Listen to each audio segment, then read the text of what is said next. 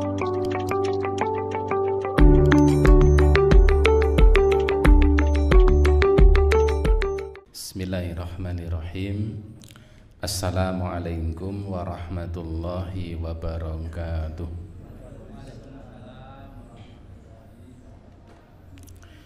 Innal hamdalillah nahmaduhu wa nasta'inuhu wa nastahdi wa natubu ilaihi wa na'udzu billahi min syururi anfusina wa sayyiati a'malina.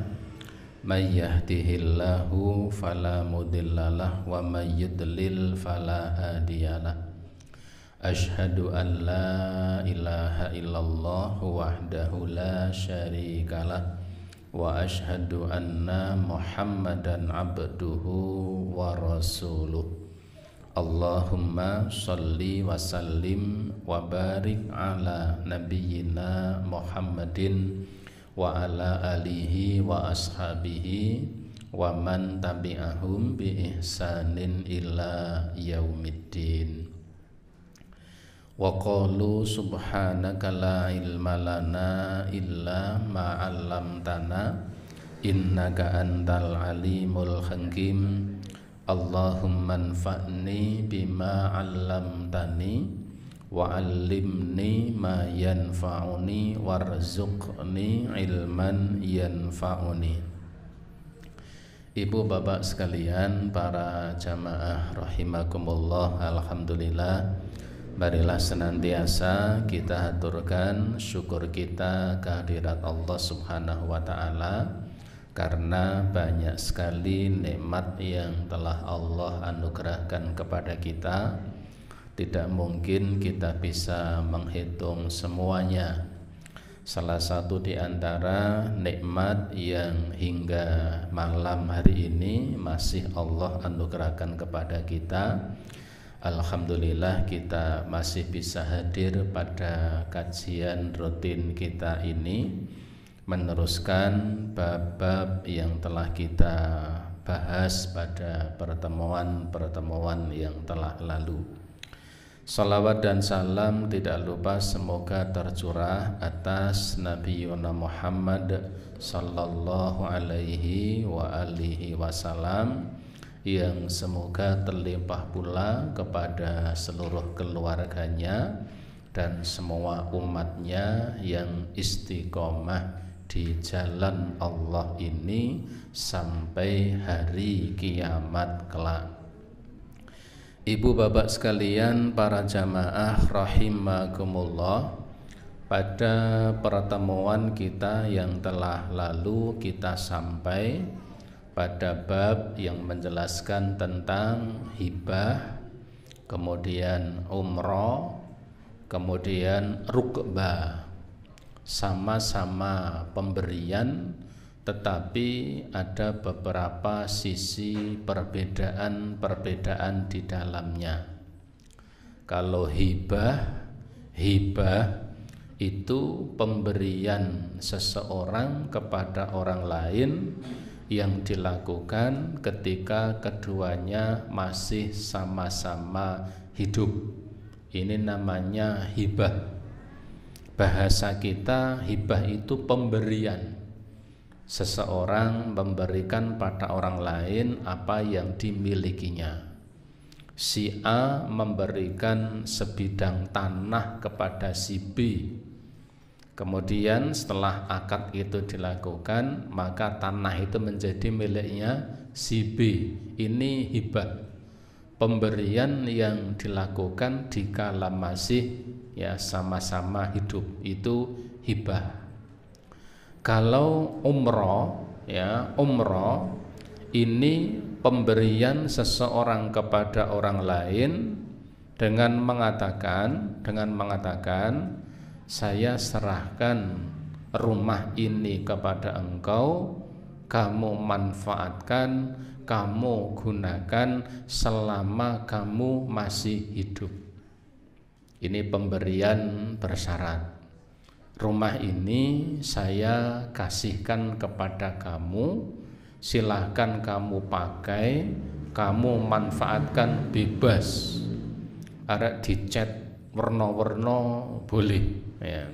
Dicat abang, hijau, kuning, semuanya boleh. Sekono manfaatno selama kamu hidup. Kalimat selama kamu hidup berarti kalau dia sudah meninggal dunia, objek yang diberikan itu kembali kepada yang memberinya. Meskipun tidak ada kalimat kalau kamu sudah mati ini kembali kepada saya. Meskipun tidak ada kalimat seperti itu, maka dengan kalimat rumah ini silahkan kamu pakai, kamu manfaatkan selama kamu masih hidup. Kalimat selama kamu hidup itu berarti ketika dia sudah meninggal dunia, objek barang yang diberikan itu kembali kepada orang yang memberikannya, sehingga ia tidak bisa mewariskan kepada anak-anaknya.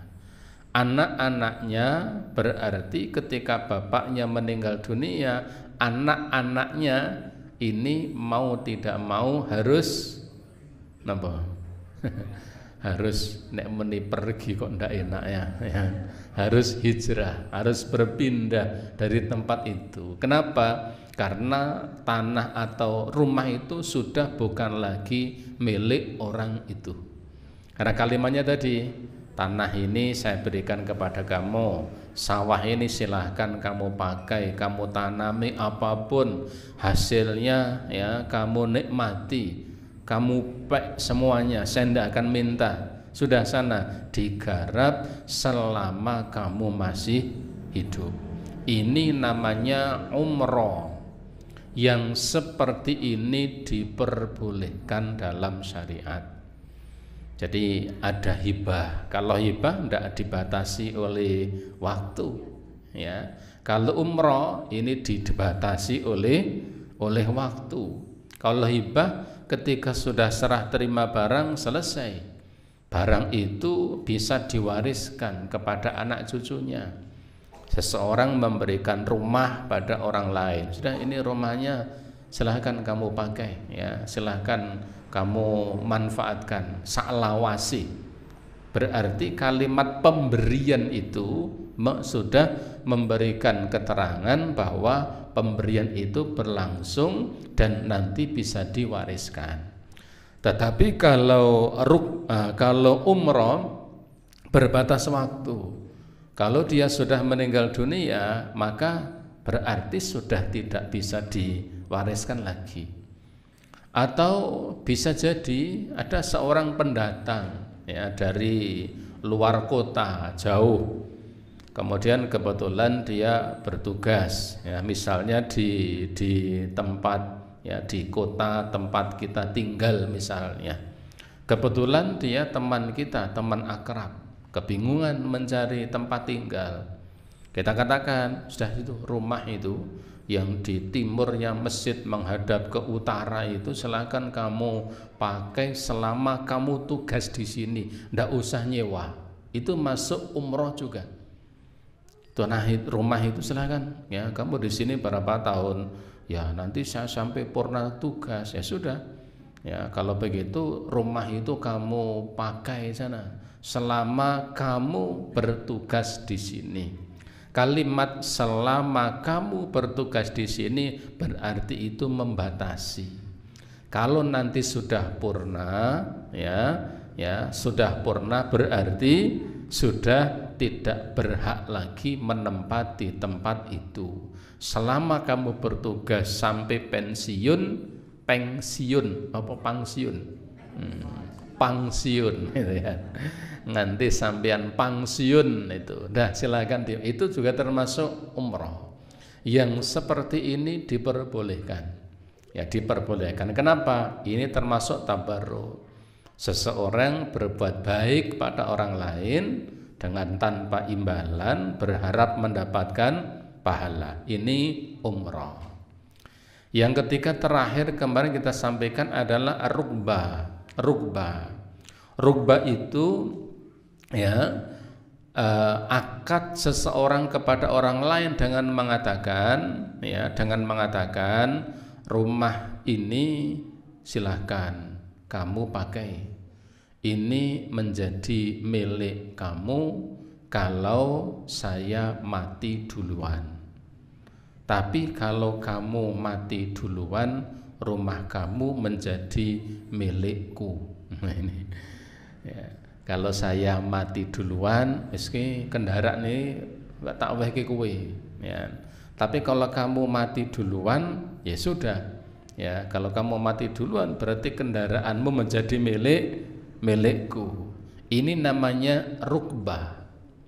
Rukbah yang seperti ini dimakruhkan oleh para ulama. Kenapa? Karena ketika ada akad rukbah itu berpotensi pada hal-hal yang tidak baik. Seperti apa? Seperti paling tidak mengangan-angan, ya, mengangan-angan orang yang berakad kepadanya supaya apa? Mati lebih dulu. Wah, muga-muga kakek golek mati, men omahe dadi aku. Sementara dia juga begitu, barangkali dia juga begitu. Wah, muga-muga kakek golek mati, men omahe dadi aku. Ini masih dalam tataran ringan. Lebih berat lagi, keduanya bisa saling berupaya piye carane men golek mati. Tak wacake surat tak wacake mban jemuah, tak wacake surat iki niate kemen golek mati, omahe men dadi wekku. Nah, ini kan jadi peluang yang tidak baik. Maka rukbah ini termasuk perkara yang dimakruhkan oleh para ulama. Pada asalnya boleh, tetapi karena ini mengarah pada perbuatan-perbuatan yang tidak baik, maka rukbah ini kemudian dimakruhkan. Ibu bapak, itu yang kemarin kita bahas. Jadi ada irisan sedikit perbedaan antara hibah, kemudian umroh, kemudian rukbah. Kalau hibah, pemberian lepas, wis tak wehke, selesai. Kalau umroh, ini kamu pakai selama kamu hidup, ya. Tapi kan tidak bisa. Ini kamu pakai setelah kamu mati kan tidak bisa pakai. Ini kamu pakai selama kamu hidup. Kalau rukbah tadi, iki kena aku mati dadi wekmu, nek kowe mati sik dadi wekku. Yang seperti ini dimakruhkan oleh para ulama. Baik ibu bapak sekalian, para jamaah rahimakumullah, bab yang berikutnya ini ternyata pasal yang ke-6, ya, ini membahas tentang pernikahan. Nah ini wis do nikah kabeh. Tapi kita punya keluarga, ya, kita punya keluarga, punya family, punya anak, dan ini menjadi pembahasan yang juga harus kita pahami, ya. Oleh karenanya bab ini panjang, ya. Insya Allah ini saya komparasi, ya, di kitab Minhajul Muslim itu pembahasannya agak simpel. Ada yang pembahasan agak lumayan luas itu pada Sahih Fiqhus Sunnah. Maka mungkin, ya, untuk fikih munakahat ini, akan sekali waktu kita membaca kitab Minhajul Muslim ini, tetapi kadang-kadang kita akan membaca, kita akan mengkaji melalui, kita komparasi melalui Sahih Fiqhus Sunnah. Yang lebih bagus Sahih Fiqhus Sunnah itu beliau menjelaskan tentang aqwal, beberapa perkataan di kalangan para ulama, sekaligus dijelaskan tentang mana yang rajih menurut beliau. Maka pada fikih munakat ini kita barangkali akan membaca, ya, dua kitab itu untuk supaya bisa saling melengkapi. Fin nikahi, bab yang menjelaskan tentang nikah, wat tolaki, dan tolak atau talak bahasa kita, warruj'ati, dan raj'ah, rujuk, ya, rujuk. Orang Jawa sering mengatakan apa? Balen, ya, balen. Apakah rujuk itu harus dengan akad nikah ulang atau tidak? Nanti. Wal khulu, ya, ada khulu. Ya, kemudian ada li'an, ada ila, ada zihar, ada adat, ada nafaqat, ada hadonah. Hadonah itu adopsi. Ya, hukum seputar bagaimana mengadopsi anak. Secara fikih hukumnya nanti seperti apa? Ini insya Allah pada pasal yang ke-6 ini mudah-mudahan Allah meridhoi kita bisa mengkaji, mengupas bersama-sama. Al-maddatul ula, ya, madah yang pertama, materi yang pertama adalah fin nikahi, tentang nikah, tentang nikah. Yang pertama ta'rifuhu, ta'rifnya, pengertiannya. An-nikahu awiz zawaju, ya, nikah, atau orang Arab sering mengatakan zawaj, ya, zawaj. Ibu bapak yang pernah tindak haji, ya, kemudian masih muda pas hajinya, biasanya ketemu orang Arab sering tanya, anta tazawaj, ya, anta tazawaj, kamu sudah nikah? Ya, itu selalu jadi pertanyaan pertama kalau orang Arab ketemu orang Indonesia haji kebetulan masih muda. Anta tazawaj, kamu sudah nikah? Artinya zawaj. Apa nikah atau zawaj itu? Ya, sehingga bisa menjadi bahasa baru bagi kita. Kamu dapat undangan belum? Wah, belum. Siapa tuh? Wah, itu putaran Pak Anu. Zuwaj po. Wah, ini kita sak ngaji. Gitu ya. Nek minta nikah tok kan, oh biasa, malah ngantenan nih Jawa ini ya. Kita rada tambah bahasa keren sidik ya. Sudah zuwaj itu, sapa to sing zuwaj misalnya. Sing zawaj sapa to? Wah, putarane putarane Pak Ahmad misalnya. Kapan lih zuwaj ya? Undangannya kapan? Undangannya hari Kamis jam berapa? Wis insyaallah ya. Ternyata pulang, ternyata dapat undangan juga. Arek zawaj ya. Istrinya di dapur mendengar, bapak ki opo to kok zawaj ki panganang opo to Pak? Pernikahan. Huwa, ya, nikah itu adalah aqdun yahillu likulli minaz zawjaini al-istimta'a bisahibihi. Yang namanya nikah itu adalah aqdun, akad perjanjian, ya, perjanjian. Yahillu, yang dengan perjanjian itu bisa menghalalkan, likullin minaz zawjaini, dari dua orang yang melangsungkan zawaj itu, yang melangsungkan pernikahan itu, istimta'a, untuk bisa saling menikmati bisahibihi, terhadap yang lain. Akad yang dengan akad itu bisa menghalalkan di antara dua orang yang melangsungkan zawaj, yang melangsungkan nikah itu, untuk bisa saling bersenang-senang, saling bisa menikmati bisahibihi, antara yang satu dengan yang lainnya. Itu zawaj atau nikah. Ini ta'rif yang dipakai oleh beliau, ya, Syekh Abu Bakar Jabir Al-Jazairi di dalam kitab Minhajul Muslim. Kalau di dalam, ya, kitab-kitab yang lain, ya, dengan definisi yang berbeda, tetapi pasti ada kalimat aqdun yahillu likullin minaz zawjaini.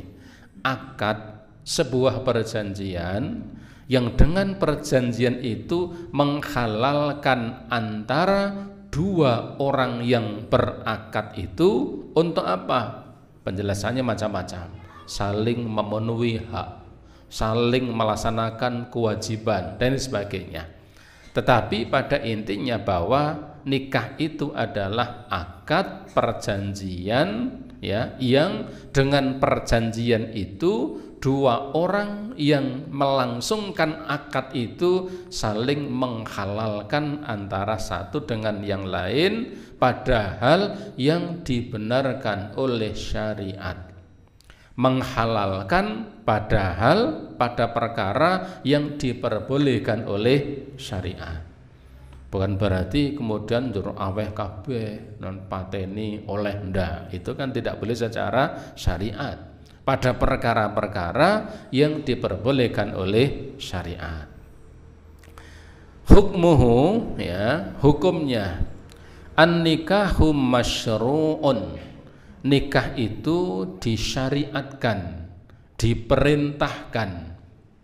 Perintah ini apakah kemudian menjadi wajib ataukah kemudian tidak wajib? Nah, itu khilaf di kalangan para ulama.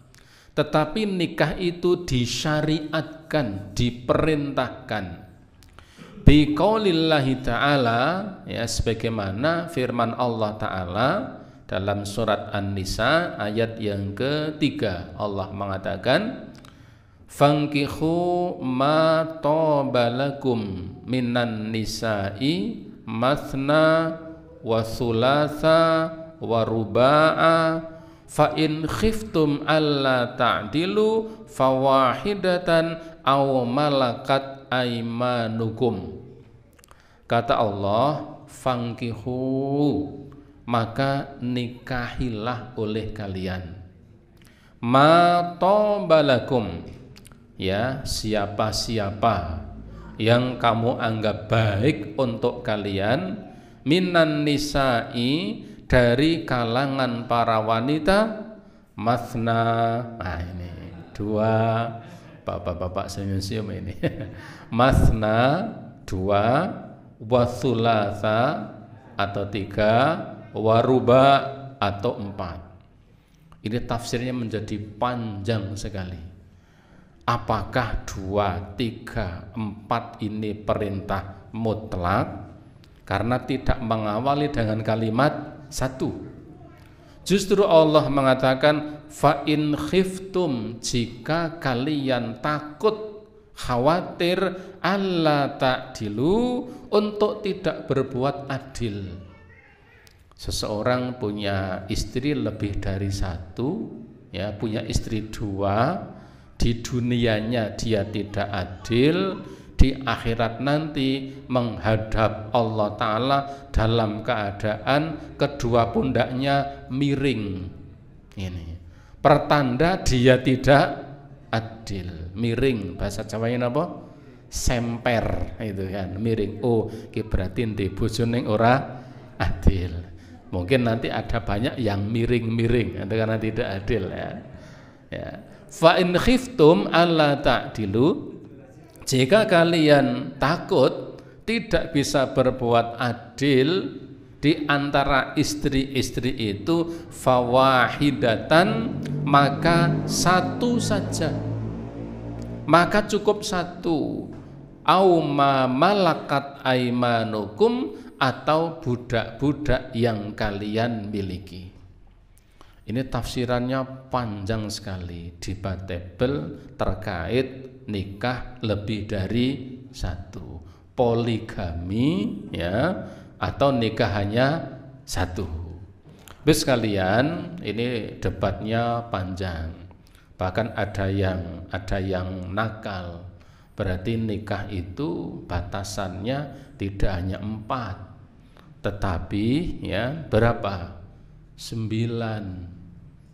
Kenapa 9? Karena wawunya wawu atof, wawunya wawu tambah, masna 2, wasulasa dan 3, waruba'a dan 4. Berarti loro tambah telu tambah 4 pinten? 9. Ini ada yang nakal menafsirkan seperti itu, ya. Bahkan ada yang wawu itu difahami mudhoaf, ya, dikalikan, ya, berarti loro ping telu, pinten loro ping telu niku? 6. 6 kali 4 24, istilahnya 24. Kalau di Afrika itu kan ada Muslim istrinya banyak sekali, ada yang 24, ada yang ya bermacam-macam. Itu kan pandangan-pandangan yang tentunya ini jauh dari apa yang disampaikan oleh para ulama. Tetapi begini Ibu sekalian, terlepas dari banyak hal bahwa kenapa nikah itu 2, 3 atau 4. Pertama, ini sebuah solusi. Artinya jika seseorang memang dia mampu lebih dari 1, maka dia menjalankan itu, ini perkara yang baik dan boleh. Tetapi sebenarnya kalau dikembalikan kepada sejarah bangsa Arab, dulu orang-orang Arab itu memiliki istri banyak sekali, lebih dari 4. Syariat ini sebenarnya membatasi maksimal 4, kan gitu. Jadi kalau orang sana itu dulu kan istrinya banyak. Ketika syariat itu datang justru apa? Memangkas men ora okeh kan itu. Kalau Indonesia dari dulu enggak mesti. Raja-raja kan banyak gitu. Raja-raja itu istrinya kan ada beberapa. Jadi kalau dikembali kepada sejarah begitu. Orang Arab itu dulu istrinya banyak-banyak. Jadi sebenarnya kalimat 2, 3 dan 4 ini untuk membatasi mereka, bukan ngejor. Kita saja yang memandang 2, 3 dan 4 ini berlebih. Kenapa? Karena kebiasaan orang Indonesia itu istrinya cukup 1. Di sana dulu rata-rata lebih dari 4. Maka ketika ayat ini turun, mereka membatasi 4 itu ya, yang dipertahankan. Selain yang 4 itu silahkan kemudian dilepas. Itu kajiannya panjang. Wa qaulihi, dan juga firman Allah Ta'ala dalam surat An-Nur ya, ayat yang ke-32, Allah mengatakan wankihul ayyama minkum was-solikhina min ibadikum wa imaikum. Allah katakan wankihu, dan nikahkanlah ayyama minkum, orang-orang yang sendirian di antara kalian, orang-orang yang sendirian ya, jomblo ya. Nikahkanlah orang-orang yang jomblo di antara kalian, was-solihina min ibadikum wa imaikum, dari kalangan orang-orang soleh di antara kalian, baik min ibadikum ya, baik hamba-hamba laki-laki, hamba sahaya laki-laki, wa imaikum, atau hamba sahaya perempuan. Ini perintah untuk menikah. Biyadai annahu yajibu ala man qadara ala ma'unatihi. Ayat-ayat ini memberikan penjelasan bahwa nikah itu bahwa nikah itu adalah yajibu, wajib ala man qadara, atas siapa saja yang punya kemampuan, ala ma'unatihi, untuk menjalankannya. Nikah itu menjadi wajib bagi siapa yang punya kemampuan untuk menjalankannya. Wa khafa ala nafsihil wuqu'a fil haram, dan dia khawatir, dia takut kalau dirinya terjerumus ke dalam perkara-perkara yang haram. Dengan kata lain ya, beliau pengarang kitab Minhajul Muslimin mengatakan bahwa hukum menikah itu wajib. Bagi siapa? Bagi yang mampu dengan segala konsekuensinya. Mampu untuk apa? Memberikan nafkah lahir maupun nafkah batin beserta semua konsekuensinya. Dan wa khafa, dan ia khawatir, dia takut kalau dirinya ya terjerumus ke dalam perkara yang haram jika ia tidak menikah. Kalimat mampu ini oleh para ulama tafsirannya juga panjang.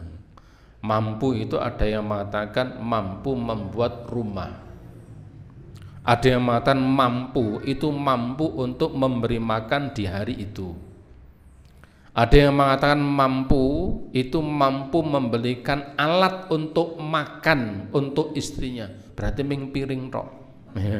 Isa tuku piring siji diarani mampu. Itu diantara akwal para ulama. Jadi mampu itu beraneka ragam. Tetapi yang paling banyak difahami oleh para ulama, mampu itu adalah mampu untuk memberikan nafkah lahir maupun nafkah batin. Wa yusannu liman qadara alaihi walam yahfil anata. Dan nikah itu hukumnya sunnah. Bagi siapa?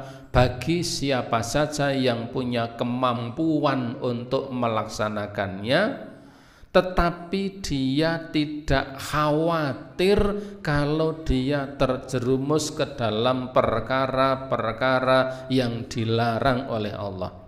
Dengan kata lain, hukumnya menjadi sunnah jika dia tidak khawatir akan jatuh pada perbuatan zina. Tetapi orang yang mampu dan dia khawatir jika tidak melakukannya akan jatuh pada perkara-perkara yang dilarang seperti zina, maka melakukannya menjadi wajib. Jika tidak khawatir, ini menjadi sunnah bagi orang yang mampu. Ini analisa beliau.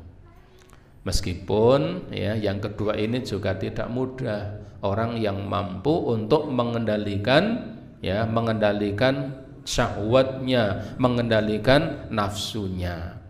Liqauli sallallahu alaihi wasallam, berdasarkan sabda Nabi sallallahu alaihi wasallam, beliau mengatakan, ya ma'syaras syabab, wahai sekalian pemuda. Syabab itu maknanya pemuda. Wahai sekalian pemuda, manistata'a minkumul ba'ah, barang siapa di antara kalian punya kemampuan. Ba'ah artinya kemampuan. Kemampuan apa? Kemampuan menanggung konsekuensi dari pernikahan itu, menjalankan kewajiban secara zahir maupun batin. Itu kemampuan. Barang siapa di antara kalian punya kemampuan, falyatazawwaj, maka menikahlah.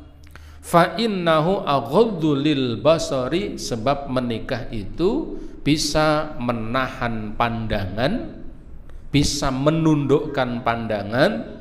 Bahasa Jawanya iso temungkul, begitu. Wa ahsanu lil farji, dan juga bisa menjaga kemaluan, bisa menjaga kehormatan. Nabi mengatakan, wahai sekalian pemuda, barang siapa di antara kalian punya kemampuan, maka menikahlah. Sebab menikah itu bisa menjaga pandangan, menundukkan pandangan, dan bisa menjaga kehormatan. Wa qauli sallallahu alaihi wasallam, dan juga sabda Nabi sallallahu alaihi wasallam, beliau mengatakan, tazawwajul wadud, tazawwaju al waduda wal waluda, fa inni mukatsirum bikumul umama yaumal qiyamah. Rasulullah mengatakan, tazawwaju, nikahilah oleh kalian, al wadud, al-wadud, wanita-wanita yang punya rasa kasih sayang. Al-walud, ya, al-walud ini yang banyak anak. Ya, alwad itu banyak anak. Ya, gimana melihatnya? Wallahu alam, ya. Kalau orang Jawa itu sering punya titen-titen. Kowe nek nikah sing ngene iki, meskipun itu kadang bisa pas, kadang juga bisa meleset. Nabi mengatakan alasannya apa? Fa inni mukatsiru bikumul umam, sebab saya ini akan bangga. Saya ini akan bangga dengan jumlah umatku yang banyak, lebih banyak di antara umat nabi-nabi yang lain yaumal kiamati, kelak di hari kiamat. Nabi senang, Nabi bangga jika umat beliau nanti menjadi umat yang terbanyak di antara nabi-nabi yang lain kelak di hari kiamat. Ibu bapak rahimakumullah, masih ada beberapa dalil-dalil yang lain terkait pernikahan ini. Misalnya ya, Allah Subhanahu wa taala memberikan targhib, memberikan himbauan, memberikan dorongan fi zawaji, untuk melaksanakan pernikahan ini, wal khatsu alai, dan berusaha untuk menjalankannya. Misalnya pertama firman Allah Ta'ala ya, Allah Ta'ala berfirman, yang pertama ini disebutkan dalam surat Ar-Ra'du ayat yang ke-38. Dalam surat Ar-Ra'du ayat 38 Allah mengatakan, walaqad arsalna rusulan min qablika wa ja'alna lahum azwajan wa dzurriyyatan. Allah katakan, walaqad arsalna rusulan min qablika, dan sungguh aku telah mengutus rasul sebelum kamu, kata Allah. Kami Allah telah mengutus rasul sebelum kamu, wa ja'alna lahum, lalu kami jadikan di antara mereka, kami berikan kepada mereka azwajan, ini jamak, beberapa istri, wa dzurriyyatan, dan juga dzurriyyah. Dzurriyyah itu keturunan. Azwajan, beberapa istri. Ini kalau kita buka dalam beberapa tafsir, nabi-nabi yang terdahulu itu rata-rata mereka punya istri lebih dari satu. Nabi-nabi sebelum Rasulullah. Sehingga ini ada yang mengatakan, wah sampean itu nabi, ada yang mengatakan demikian. Nabi-nabi zaman dahulu Allah anugerahkan kepadanya istri dan Allah berikan kepadanya keturunan, kecuali yang memang Allah Ta'ala kehendaki dengan maha besarnya nabi itu tidak punya istri dan tidak punya anak. Seperti siapa? Nabi Isa alaihissalam. Kenapa ya Allah tidak berikan kesempatan memiliki istri dan anak? Banyak hikmah. Di antaranya kita sampaikan setelah azan.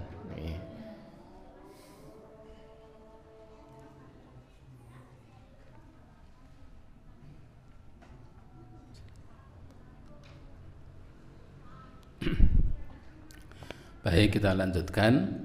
Jadi Allah Subhanahu wa taala, beliau di dalam surat Ar-Ra'd tadi Allah mengatakan, walaqad arsalna rusulan min qablika wa ja'alna lahum azwajan wa dzurriyyatan. Artinya Allah telah mengutus para nabi dan rasul sebelum diutusnya Rasulullah sallallahu alaihi wasallam, dan Allah memberikan kepada mereka keluarga, yaitu istri-istri dan anak-anak, kecuali nabi yang memang atas kehendak Allah Ta'ala tidak diberi kesempatan oleh Allah untuk memiliki istri dan anak, seperti Nabi Isa alaihissalam. Kenapa? Barangkali Allah Zat yang Maha Tahu, supaya apa? Supaya orang-orang yang melakukan kesyirikan kepada Allah, yang mengatakan Nabi Isa itu adalah sebagai Tuhan, supaya mereka tidak menjadi-jadi ngoyoworo gedelarung-delarung dalam rangka atau untuk melecehkan, berbuat tidak baik kepada Allah Subhanahu wa taala. Sebab kalau kemudian Nabi Musa sampai punya istri, ini bisa dibayangkan, ini istrinya rodo gaya ini, karena dia istrinya Tuhan. Jangan main-main. nyongge apa? Istrinya Tuhan. Anaknya juga begitu. Kamu tidak usah main-main. Saya ini anak Tuhan. Tetangganya nanti juga akan begitu. Kamu tidak main-main. Saya ini jelek-jelek begini, tetangganya Tuhan, dan seterusnya. Maka barangkali akan semakin gedelarung-delarung, ngoyoworo, deleweran, kan begitu bahasa Jawanya. Dalam rangka apa? Ketika mereka melecehkan Allah Subhanahu wa Ta'ala. Kemudian juga ya, ayat yang lain tadi kita baca, wankihul ayyama minkum minawas sholihin. Kemudian juga wankihu ma tabalakum. Kemudian juga dalam surat ya yang terkenal sering kita dengar kalau ada walimah nikah, itu firman Allah dalam surat Ar-Rum ayat yang ke-21.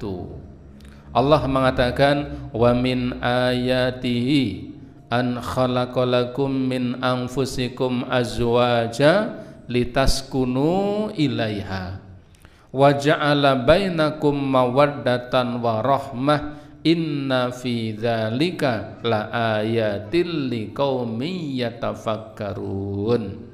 Sering kita dengar kalau kita menghadiri apa? Resepsi walimah nikah. Ayat ini selalu menjadi ayat bestseller, ya, ayat primadona.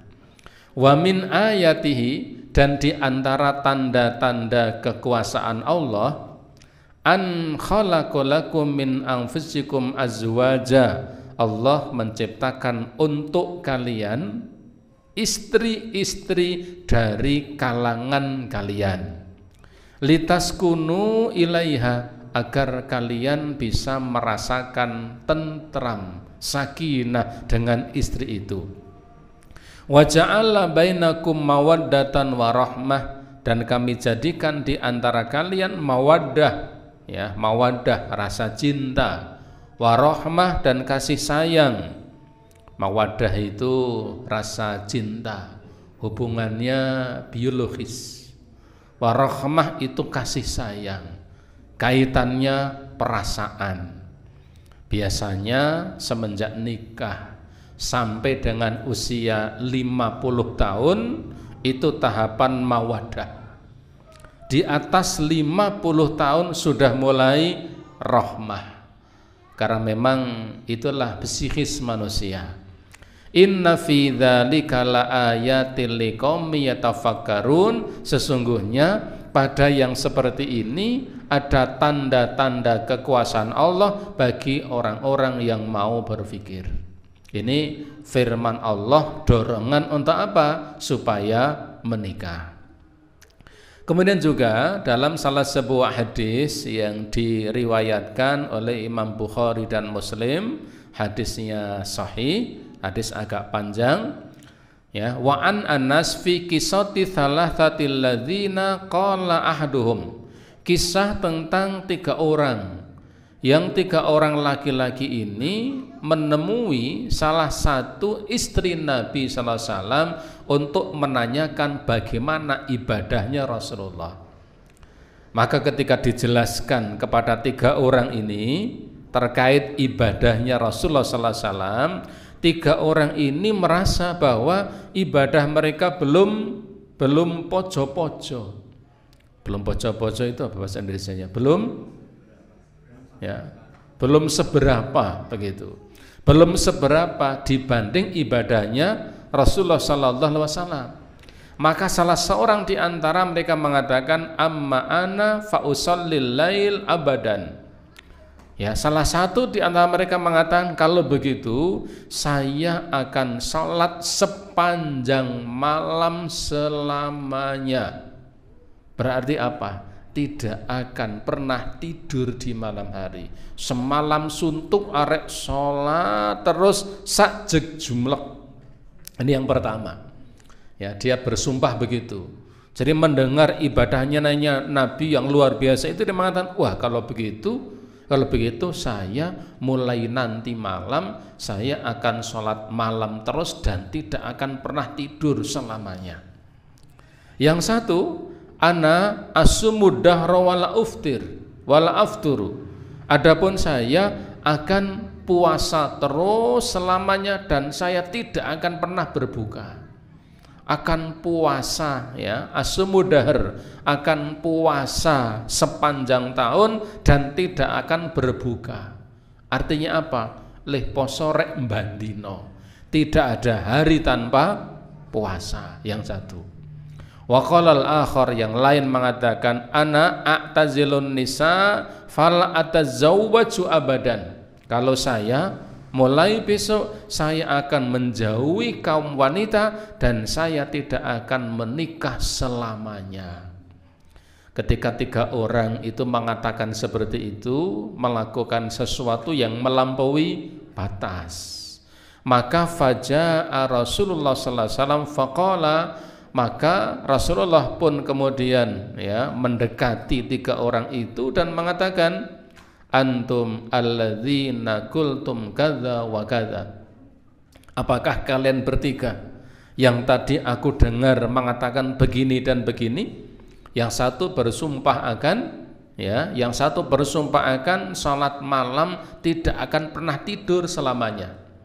Yang satu bersumpah akan berpuasa sepanjang tahun dan tidak akan ada hari yang tidak berpuasa. Yang satu mengatakan, adapun saya akan tidak mendekati wanita selamanya seumur hidup. Ketika Rasulullah mendengar itu, Rasulullah pun mendekati mereka bertiga dan mengatakan, kalian tadi yang mengatakan begini dan begitu? Mereka menjawab, bala ya Rasulullah, iya. Rasulullah pun mengatakan, amma wallahi inil asyakum lillah. Demi Allah, kalian harus tahu bahwa aku ini adalah orang yang paling takut kepada Allah di antara kalian. Aku ini orang yang paling takut di antara kalian kepada Allah. Wa atqakum lahu, dan aku ini orang yang paling takwa di antara kalian. Aku ini orang yang paling takut kepada Allah di antara kalian dan paling bertakwa di antara kalian. Lakinni asumu wa afturu. Padahal ya, tetapi ketika aku berpuasa aku pun juga berbuka. Dong poso, dong ora. Wa usolli wa arkudu, saya salat malam tapi juga tidur. Wa atazawwajun nisa, dan saya pun menikahi wanita. Faman raghiba an sunnati falaisa minni, maka siapa yang berpaling dari kebiasaanku ini, falaisa minni, maka dia tidak termasuk golonganku. Nah, ini Nabi mengingatkan, hadis ini memberikan pelajaran yang sangat banyak. Artinya apa? Seseorang itu beribadah kepada Allah tetapi juga harus memperhatikan hak dirinya sendiri. Ada hak Allah Ta'ala, salat malam, tetapi ada hak untuk dirinya apa? Tidur. Ada hak untuk Allah apa? Puasa sunnah. Tetapi tidak sepanjang hari, dong puasa juga kadang tidak berpuasa, dan berpuasanya pun juga berbuka. Dan Nabi ternyata juga menikah. Wa an Ma'qil bin Yasar anna Nabiya sallallahu alaihi wasallam qol, dari Ma'qil bin Yasar bahwa Nabi sallallahu alaihi wasallam bersabda, tazawwajul wadud wal walud fa inni mukathirum bikumul umam yaumal qiyamah. Tadi kita sampaikan ya, Rasulullah mengatakan, nikahi oleh kalian wanita-wanita yang punya rasa cinta ya, yang kasih sayang, dan walud yang punya banyak anak. Kemudian ibu bapak para jamaah rahimakumullah, yang berikutnya yang ke-8, hadis Abi Dzar bahwa Nabi SAW mengatakan dalam hadis yang panjang, Nabi mengatakan, wa fi bud'i ahadikum shadaqatun, dan ya, ketika kalian berhubungan badan dengan istri kalian, itu adalah salah satu wujud sedekah kalian. Jadi ketika seorang suami ya berkumpul dengan istrinya, itu hakikatnya adalah sedekah. Mendengar Nabi mengatakan seperti ini, beberapa sahabat bertanya, "Ya Rasulullah, ayati ahaduna syahwatahu wa yakunu lahu fi ajran?" Ya Rasulullah, apakah ketika salah seorang di antara kami menyalurkan syahwat kami kepada istri kami, apakah itu berpahala? Apakah itu berpahala? Qala, Nabi mengatakan, ara'aitum law wada'a fil haram akan alaiya wizrun? Apakah kamu tahu atau bagaimana pendapat kalian seandainya kamu melakukannya tidak dengan istri kamu tetapi dengan orang lain yang bukan istri kamu, apakah itu termasuk dosa? Nabi mengatakan, fakadzalik, demikian juga idza wada'aha fil halal, ketika itu dilakukan pada jalan yang halal, kana lahu ajrun, yang seperti itu juga mendapatkan pahala. Kemudian juga dari Abdullah bin Amr bahwa Rasulullah bersabda, ad-dunya mata'un wa khairu mata'id dunya al-mar'atus salihatu. Ad-dunya mata'un, dunia ini adalah perhiasan. Dunia ini mata'un, perhiasan. Wa khairu mata'id dunya, dan sebaik-baik perhiasan dunia itu adalah al-mar'atus solihatu, wanita yang solehah. Ini kata Nabi Shallallahu Alaihi Wasallam. Ya, kita tidak akan baca tafsirnya terlalu panjang. Kemudian wa'an Sa'id bin Jubair qala li Ibnu Abbas. Ya, Sa'id bin Jubair mengatakan, telah berkata kepadaku Ibnu Abbas, hal tazawwajta? Apakah kamu sudah menikah? Fakultu, aku menjawab, la, belum. Qala, Ibnu Abbas mengatakan, fatazawwaj, kamu hendaklah menikah. Fa inna khaira hadhil ummah, karena sebaik-baik umat ini adalah aktsaruha nisaan, yang paling banyak istrinya. Ini ya. Tapi ini konsekuensinya juga berat ya, apalagi 4-2 saja tidak adil, miring. Bagaimana kalau nanti kemudian 4? Maka poligami itu terlepas dari banyak hal, itu adalah solusi yang memang punya kemampuan menjalaninya baik. Yang tidak memiliki kemampuan tidak usah memaksa diri, karena Allah tidak membebani umatnya, membebani hambanya kecuali sesuai dengan kemampuannya. Jadi poligami itu tidak perlu diperdebatkan panjang lebar. Kita tidak usah menghardik orang yang berpoligami, tidak usah mencela ya, tetapi kita juga tidak perlu melarang orang yang mau berpoligami ketika memang dia punya kemampuan. Selesai. Perintah Allah 2, 3, dan 4 itu sebenarnya itu membatasi, bukan memerintahkan banyak. Karena orang Arab dulu kebanyakan di antara mereka istrinya banyak-banyak. Maka ketika Islam itu datang, mereka supaya melepas istri yang banyak itu, dan yang dipertahankan bisa 2 atau 3 atau 4. Khawatir tidak bisa berbuat adil, 1 saja. Ini kalau kemudian dikembalikan kepada zaman Nabi Sallallahu Alaihi Wasallam. Kemudian yang terakhir, tahrimul ihtisab. Diharamkannya al-ihtisab. Ihtisab itu mengebiri. Ya, mengebiri. Tahu mengebiri nggih? Nah, saya bahasakan secara jelas. Mengebiri, memotong ya alat vitalnya bagi kaum laki-laki ini mengebiri, ditugel, diketok njur orang duwe ini. An Sa'ad bin Abi Waqqas qala, dari Sa'ad bin Abi Waqqas mengatakan laqad radda dzalik, yakni Nabi sallallahu alaihi wasallam ala Utsman bin Maz'un walau ajazalahu adabatul la ihtisaina la akhtasaina. Ibnu Abbas, ya, Sa'ad bin Abi Waqqas mengatakan bahwa Rasulullah sallallahu alaihi wasallam telah melarang Utsman bin Maz'un untuk apa? Untuk mengebiri. Walau ajazalahu, kalau itu diperbolehkan baginya, maka dia akan tabatul. Tabatul itu membujang selamanya, tidak pernah menikah, lalu dia akan mengebiri dirinya. Ya, Sa'ad bin Abi Waqqas mengatakan laqad radda dzalik, yakni Nabi sallallahu alaihi wasallam. Nabi melarang itu, ya, Nabi melarang ihtisaq tadi, ya, mengebiri.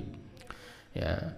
Kemudian, ya, dulu kan pernah diwacanakan koruptor dikebiri. Nah, ini. Jadi mengebiri itu kalau dalam fikih ini butuh pengkajian yang panjang.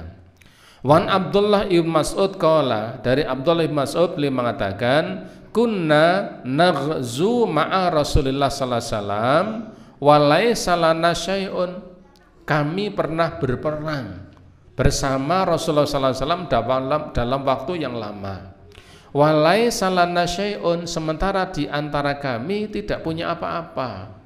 Fakulna, lalu kami mengatakan, ya Rasulullah, ala nastahsa, ya Nabi, bolehkah kami mengebiri kami? Artinya apa? Orang Arab itu gejolak syahwatnya tinggi, iklimnya panas, makanannya daging, ya, makanannya daging, dan di sana wanitanya cantik-cantik. Ini wajar. Kita jangan membandingkan dengan orang sana. Tempat kita, mohon maaf, wanita biasa-biasa, dan makanan setiap hari tahu, tempe, lompong, kuban gandul, ini kan, ya, jadi terong, ya, jadi, ya, libidonya menjadi pas-pasan saja, biasa-biasa. Kalau sana itu tinggi-tinggi. Maka ketika itu kata Abdullah bin Mas'ud, ya Rasulullah, kami tidak punya apa-apa. Kalau mau menikah, kami ini kalau menikah tidak punya apa-apa, bolehkah kami mengebiri kami? Fanahana an dzalik. Rasulullah sallallahu alaihi wasallam melarang akan hal itu. Tsumma rakhasa lana an nankahal mar'ata bitsaubin.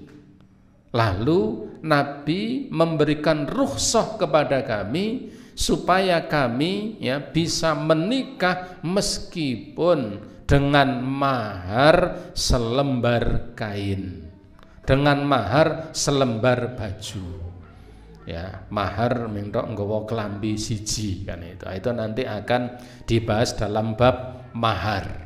Karena mahar itu, ya, boleh dengan barang yang punya nilai tinggi, boleh dengan yang punya nilai rendah, bahkan ya, mahar itu boleh dengan ijarah, boleh dengan jasa.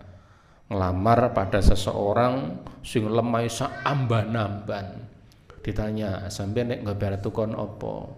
Kula ajeng sanggup bayar tukone lemah jenengan sing 10 kesok niku tak paculi izin misalnya. Nah, itu boleh. Mahar dengan maculi lemah itu boleh sebagai maharnya. Itu nanti akan dibahas dalam bab mahar tadi. Jadi Rasulullah kemudian memberikan rukhsah kepada kami untuk membolehkan menikahi seorang wanita meskipun dengan mahar selembar kain.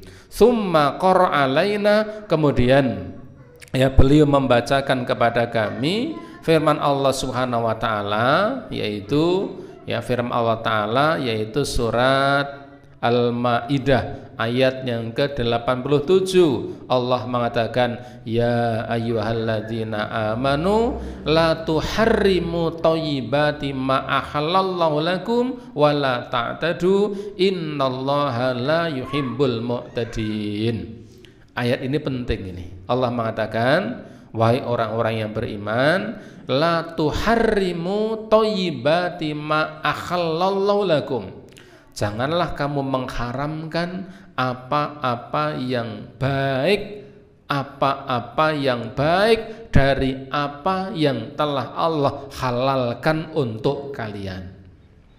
Kalau Allah telah menghalalkan sesuatu kepada kalian, kita tidak boleh mengharamkannya.